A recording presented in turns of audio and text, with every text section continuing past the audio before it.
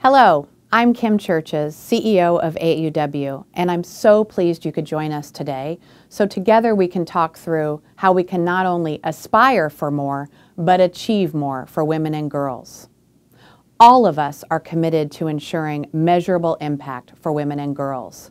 And we also want to make sure that AAUW is relevant and engaged with future generations. Many of our valued members will be attending state conventions in their own communities this spring, but we know so many are unable to travel. That's why we've taped the entirety of the state convention presentation so all of our members get a chance to hear and see what we're planning in this robust strategic planning process. Before we dig in, I want to express my gratitude. I've been on a listening tour around the nation.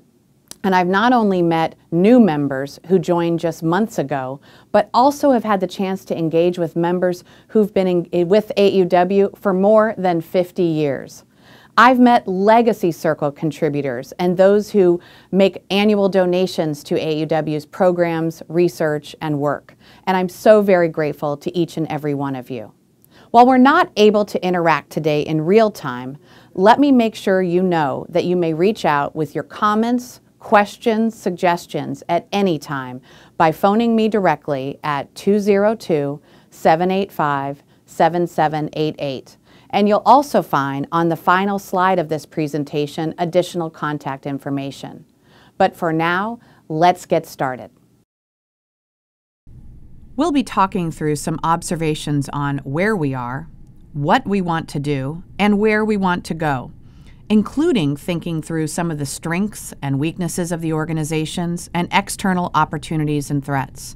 And we'll be talking through how we can accomplish our dreams, all under the aegis of the draft new strategic plan.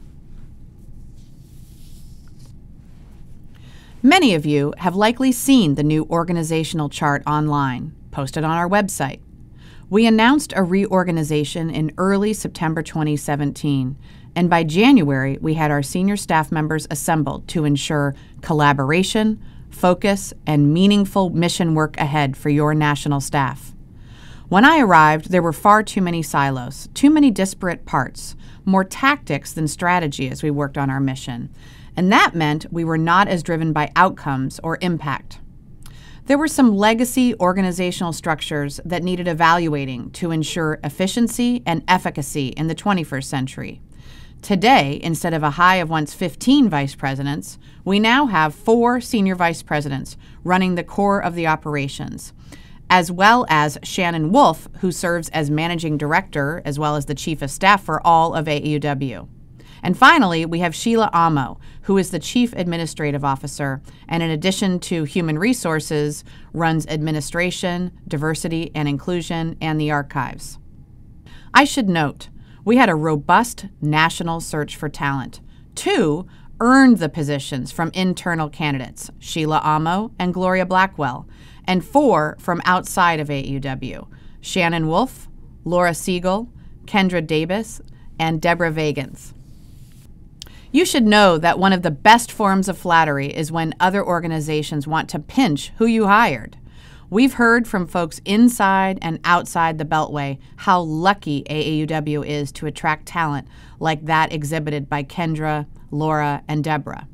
And while I personally work directly with Shannon at Brookings, there are still those at Brookings and outside vying for Shannon, and particularly before she accepted our offer to join AAUW. This team has the strategic thinking, problem solving, big ideas for maximizing impact, and collaborative, compassionate styles that will benefit AAUW for years to come. As part of our strategic plan process, we've done careful and thorough analyses of our revenue, including our membership dues structure. We found that we must diversify and expand our incoming revenue in order to achieve our aspirations. We know our members are generous, and your support is essential to help AAUW thrive. Our analysis included a review of our dues structure, and this is prompting our first dues adjustment in nearly a decade, an increase of $10 effective this year, bringing annual dues from $49 to $59 annually. The dues support AAUW's continued fight for equity, our ability to grow AAUW's programs and work, and they help ensure that your investment as a member achieves impact. Your support is essential to help the organization achieve our goals as a leading advocate for women's equity. Now, why exactly do we have a picture of a horse and a picture of a woman with a giant red M on her chest? Sometimes we all have our blinders on, like this horse.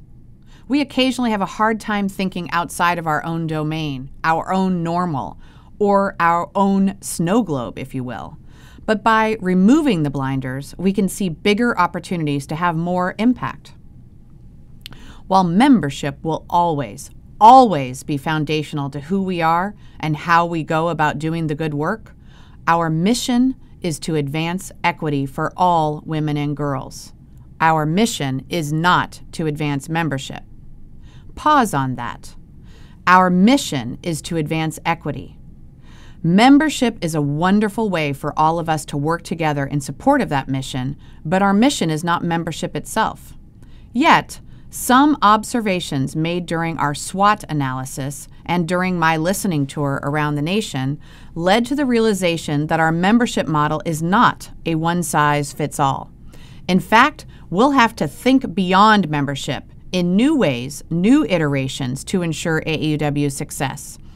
Organizations that started in the late 19th or earliest 20th century and were successful, as AAUW has been, and were successful throughout the 20th century and into the 21st, all are struggling with new constituencies and how to reach them. At AAUW, we want to engage with our members. In fact, membership in all congressional districts across the U.S. is a huge asset for AAUW as we ensure program rollout and engagement on policy and advocacy issues at the local, state, and federal level. However, as much as we've made strides in reaching middle school-aged boys and girls through college on the equity issues we represent, those engaged at the college level are simply not interested as they graduate in our membership model, not with the branches for the most part, and not even national membership in meaningful numbers. Younger baby boomers, Generation X, millennials, and Generation Z are all looking at different ways to engage, and very much around mission and real impact. Think about the Parkland kids and how they mobilize so quickly on gun control. Regardless of your political position, you have to admire the quick and nimble approach to action without a paid membership model, but all via social media engagement. We must be careful of only thinking about the M for membership and focus more on the M for mission, which will lead to more engaged members and supporters. We need to embrace not the golden rule, but the platinum rule. What's the difference? We all remember the golden rule. Well, the platinum rule means treating folks the way they want to be treated, not the way you want to be treated. We must stand in their shoes, get in focus groups, ask big questions, find out what issues, what impact they are looking for. It's more than just inviting people to join our circle, our membership model. We've got to meet them where they are. So put a giant M for mission on your shirts and keep your flexibility and new ideas moving forward.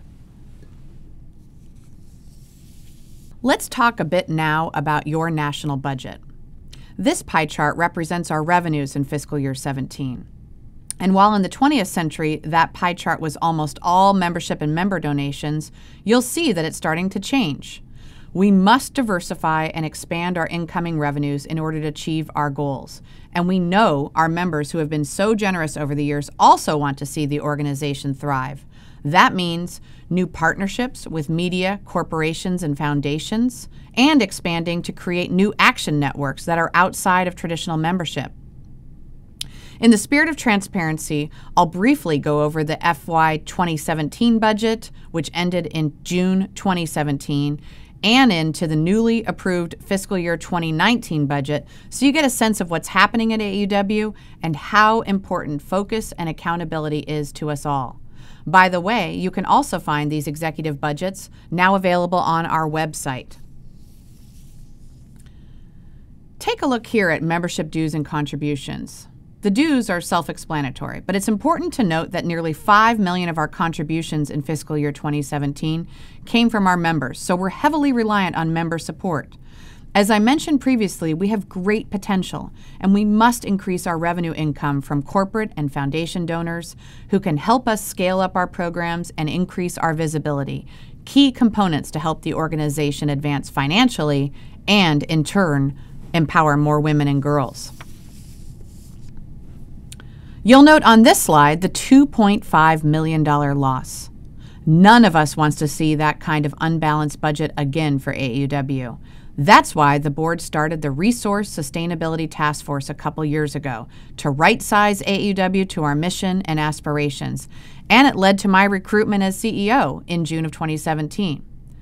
The board approved a more modest budget deficit in fiscal year 2018, $850,000 in projected loss, but with the knowledge that we must be in the black moving forward. When I took over in June 2017 and quickly began working with Tom Chappell, the Vice President of Finance, and the management team, we proactively cut all of the budgets by 10% in fiscal year 2018 and began questioning every expenditure that was not directly mission related. So you'll see here that the fiscal year 2018 had a revenue and support, total revenue and support line of $21 million, yet still that $850,000 projected loss.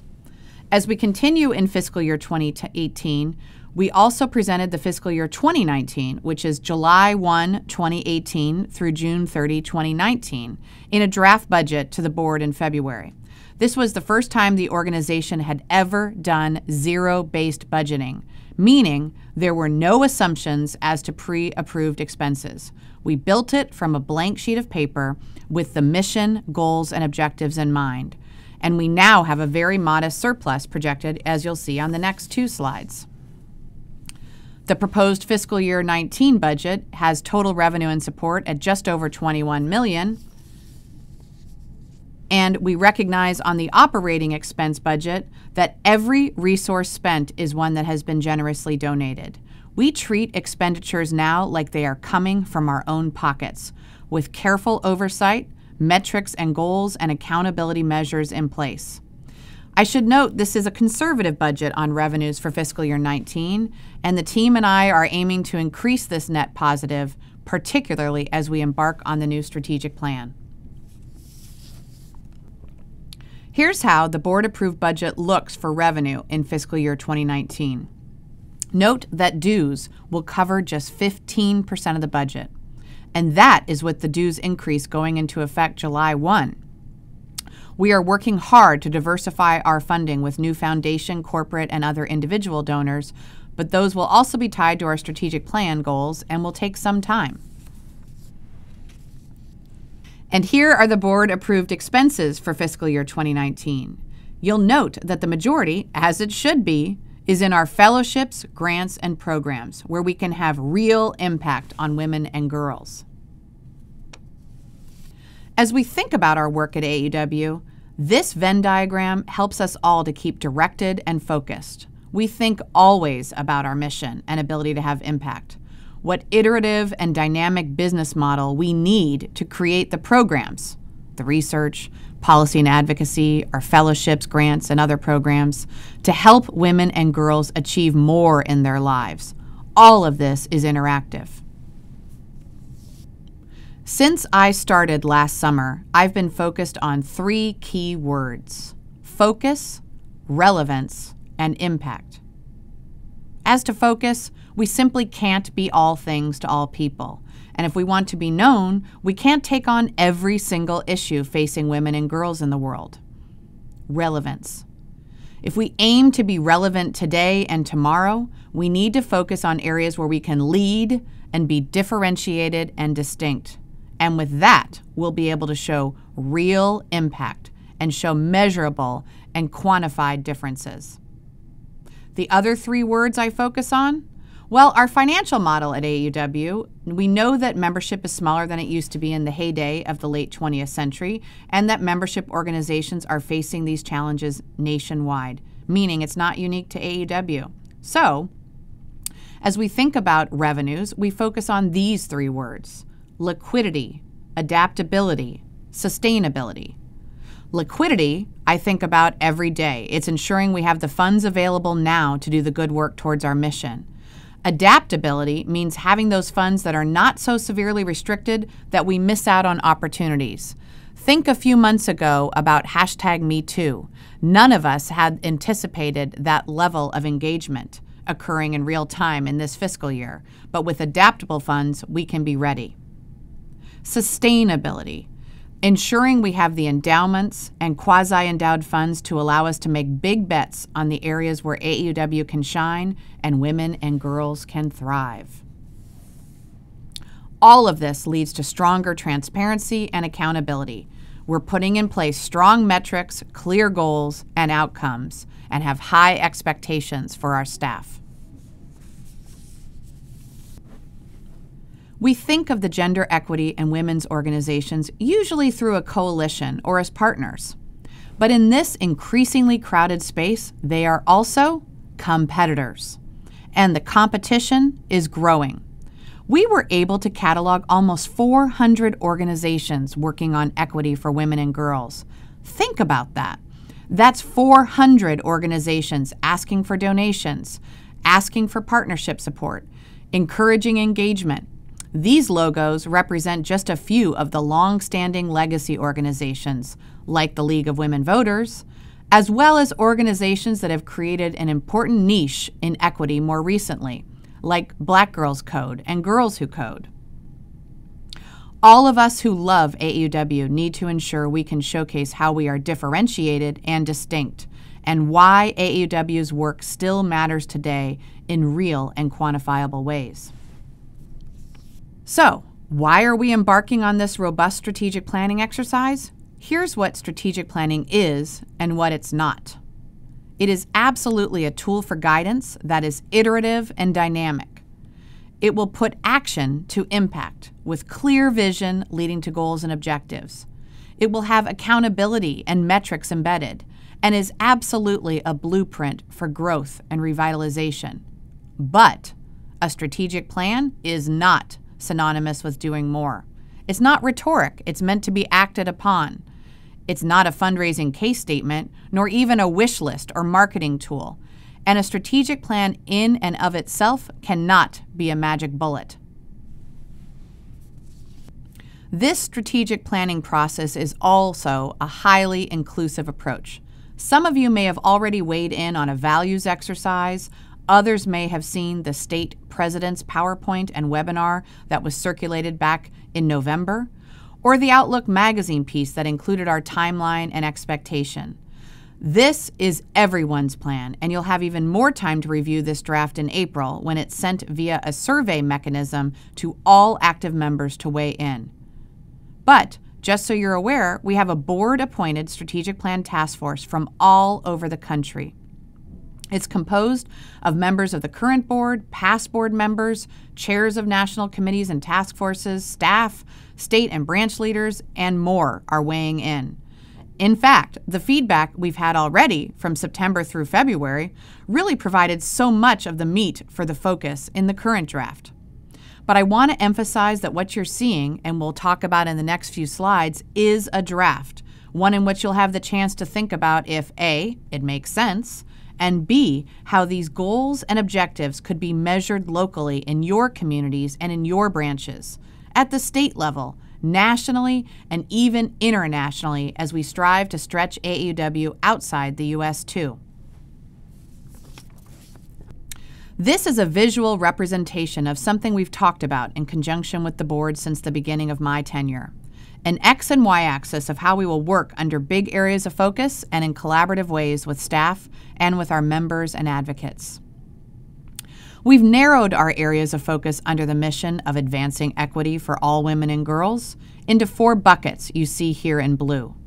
So for example, in education and training, you'll see objectives in areas such as Title IX and STEM. And in economic security, you can bet we'll be working on pay equity and state and federal legislation, as well as salary negotiation programs and other objectives. All of this work in the blue columns works in tandem with our fundraising and partnerships, how our fellowships, grants, and programs are developed and rolled out, how comprehensive and modern communications campaigns are developed, and most definitely how we think about our research, our policy and advocacy platforms, and our work with the Legal Advocacy Fund.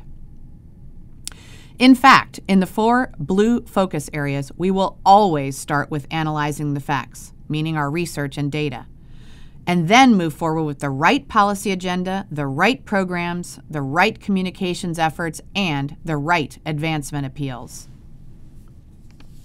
So let's dive in.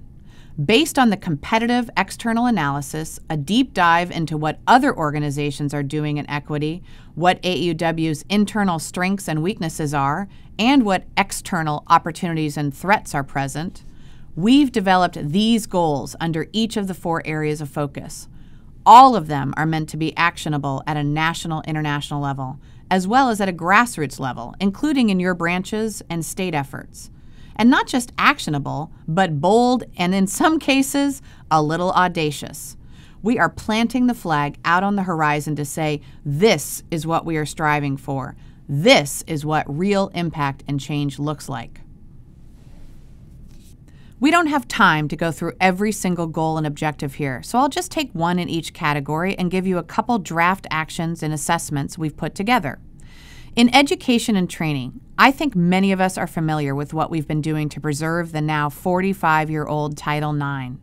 You'll have a chance to see how we will measure this success locally, regionally, and federally in the full plan in April during the open forum. But let's look now at Goal A, Objective 1. Grow the pathway of educational opportunities for all women. So how will we do this? We'll strive for measurable actions via our research, policy and advocacy, programs and fellowships, and then look to see how we can assess our work. For example, some actions will include researching the opportunities and growth areas, including STEM fields where women, with an emphasis on women of color, can enter the workforce. We'll evaluate the current resources available that assist women into these opportunities, with an emphasis again on women of color. And will advocate for and work at the local, state, and federal levels on initiatives and legislation that enhance and improve pathways for women in underrepresented and non-traditional fields. We'll also ensure we can provide a greater percentage of our fellowships and grants to women seeking teaching positions at all levels of academe, including in STEM fields. And we'll develop career chats for women about career paths that lead to high-wage fields. We'll also partner with groups with apprenticeship programs in every state, such as women in trade organizations. How will we know if we've been successful? Well, by 2030, we'll see that we have increased by 15% the number of women in academic teaching and administration pathways. Now that would be success. Here's a great example of our powerful member and advocate voices that can do so very much. Just think about all we accomplished on Lobby Day at the 2017 National Convention. Now to an area of focus where there's perhaps the most depth and breadth, economic security for women and girls. Let's take Goal A, achieve pay equity by 2030. Hey, by the way, there are some organizations and some states out there already striving for 2020 or 2030. This can be done if we all work together. So let's look at Objective 2, lead the nation in salary negotiations for employers and employees. So you know that we have Work Smart and Start Smart, but you also know there are almost 340 million people in America. And last year, we trained 17,000 women how to negotiate their salaries. That's phenomenal, but we need to get to 1 million, 5 million, 10 million, and more. So how will we do it? Here are some sample actions and assessments for this objective. 1, we will use Start Smart and Work Smart program graduates for future refined and focused research on total compensation and benefit issues. We're going to scale up Start Smart and Work Smart to reach more women on an exponentially larger scale, including hourly wage earners and salaried employees in all socioeconomic levels. We'll create new training and program modules complementing the current Start Smart and Work Smart. And we're going to work with employers on curriculum to ensure either neutrality or that they are welcoming to women. We'll also train employers on how to change job descriptions and interview processes for diversity neutrality, How will we know if we've been successful? By 2022, we aim to train 10 million women in Start Smart and Work Smart through in-person workshops and online education. And it's not just about reaching 10 million. We'll also track participants' direct results, including percentages and monetary growth for hourly and salaried positions after attending a Start Smart or Work Smart. We know Work Smart and Start Smart are successfully changing women's lives. Imagine if we could really train not thousands, but millions. Let's look to the area of focus for leadership. Take a look at Goal B, Objective 2, creating leadership for women over 55 years of age. What a huge opportunity for AAUW to lead in tapping into this extraordinary demographic. Here are some of the draft actions and assessments to hit this objective. First, we'll conduct baseline research, starting with our AAUW members and activists regarding women over 55 in leadership roles at the community, state, and national levels to understand depth and breadth of involvement. We'll look through the gender lens to ascertain whether organizations give more opportunities for men than for women. We'll advocate utilizing our AAUW members and activists for more women over 55 in leadership opportunities. And we'll direct programs, fellowships, and grants to projects that flow from the assessment of leadership roles that address these gaps. How will we know if we've been successful? We'll be assessing growth over time of percentage of women on governing and advisory boards.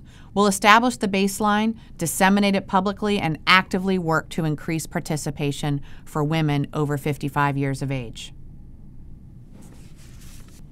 What a powerful example of women leaders. This photo, taken at Nickwhistle in 2017, which includes not only our 2017 Women of Distinction, but also our Student Advisory Committee.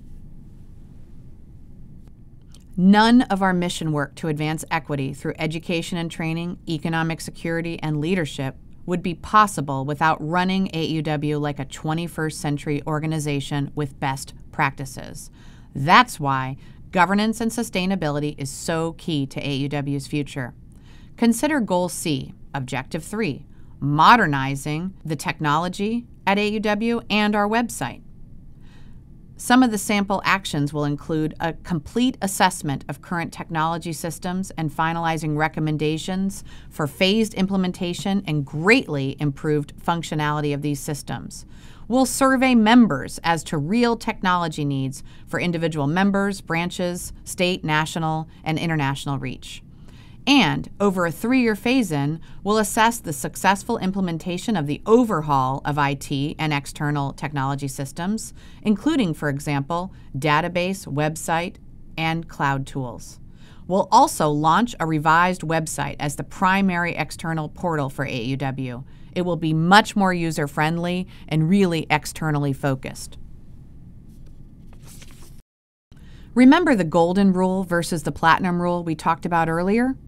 Embracing our nation's differences, helping all women and girls to thrive, to aspire for more, to achieve true equity. All of that comes from creating inclusive environments at the branch level in our communities, in every state, nationally and internationally. And that means our collective commitment to grow, to iterate, and to change. Sometimes little minor pivots, and sometimes major ones, to ensure we are always working on our mission.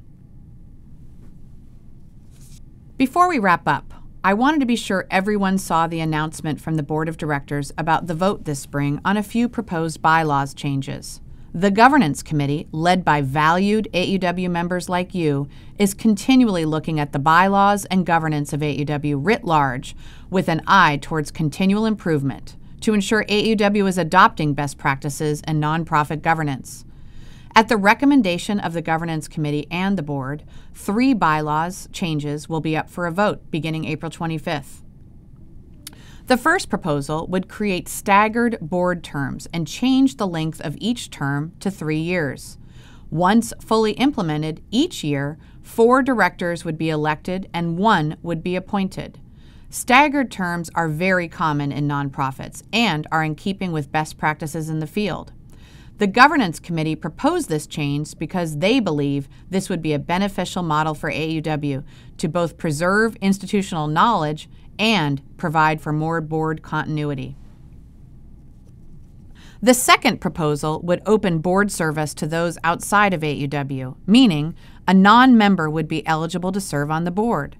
This would allow people with great experience and expertise to join the board and would be limited to a maximum of 5 people. Of course, if nominated for election, these individuals would immediately be highly encouraged to join AAUW. And I should note that every member of the board is expected to contribute financially to AAUW's mission. Again, this bylaw proposed amendment was brought forward by members to ensure the organization can continue to thrive in new environments. The third proposal would eliminate the degree requirement for membership.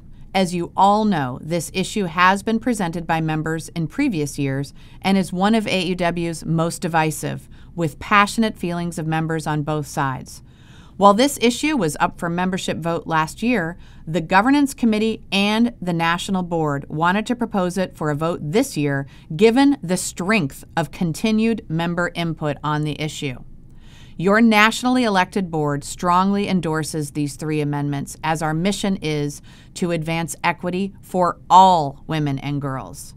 At state conventions and in materials sent to all members during the election period, the board and the Governance Committee will send additional information as context to each of the proposed amendments.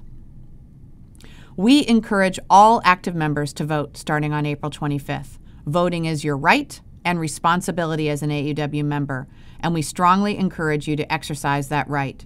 Voting will be available online, as it was last year, and paper ballots will be available through the Connect team. So what are the next steps? There will be a survey coming in April to all members, coupled with the entirety of the draft strategic plan we touched on today, so you'll have the opportunity to weigh in on the plan's goals and objectives. I know I shared a lot of information today. This was just a teaser to let you get a sense of what's ahead. As you review today's conversation and as you read the draft plan, please consider how branches, states, and new audiences can help us achieve our goals. Consider tying your programming in September and beyond to these goals at your branch level.